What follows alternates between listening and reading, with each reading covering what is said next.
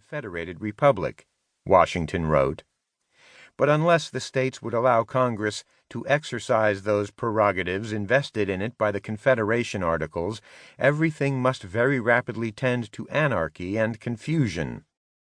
Washington's words echoed a growing concern among a group of politicians who had been closely involved in directing the war against Britain, that the American Union was on the road to dissolution. Anarchy and confusion was 18th century shorthand for the civil wars and domestic disturbances many observers foresaw should the Union disintegrate into a North American state system in which 13 unconnected republics would vie for supremacy and reproduce the interstate tensions and conflicts that were typical of contemporary Europe. Ultimately, disunion spelled the end to both liberty and independence. Anarchy would compel the people to support any tyrant who promised to restore order, even if the cost was giving up popular liberties. Independence could be maintained only if foreign predatory nations could be kept at bay. But without a strong and effective union, the American states would become the sport of European politics. The great powers of the Old World would play one state against the other to prevent the growing importance of America and to serve their own interested purposes. Despite his anxiety about the Union's future, Washington's letter fell short of formulating a program for the reform of the Articles of Confederation.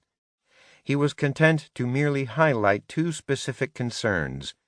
The first was the need to honor the debts to public creditors, army officers, and wounded veterans that the Union had incurred fighting the War of Independence. The second was the need to provide for the defense of the United States by setting up an efficient military peace establishment. In addition to an indissoluble union of the states under one federal head, justice to creditors, officers, and soldiers, and a viable peace establishment, Washington added one more thing that he believed essential to the well-being and even to the existence of the United States as an independent power: a readiness for the American people to set aside state interests in favor of the common good of the Union. Yet he offered no recipe for cultivating that readiness, but left it to the good sense and serious consideration of those immediately concerned. Those most immediately concerned were, of course, the very same state governors and legislators who were the recipients of Washington's letter. On their actions the future of the Union now depended. Washington's missive reflected concerns about the needs and shortcomings of the American Union that reform politicians would repeatedly identify and air between the conclusion of the War of Independence and the adoption of the Constitution. Although political union was a prerequisite for the preservation of liberty and independence, the Union was under constant strain from the fallout of the War of Independence. Common obligations had been incurred during the war, and independence created a range of problems that the American colonies had not faced as dependents of the British Empire.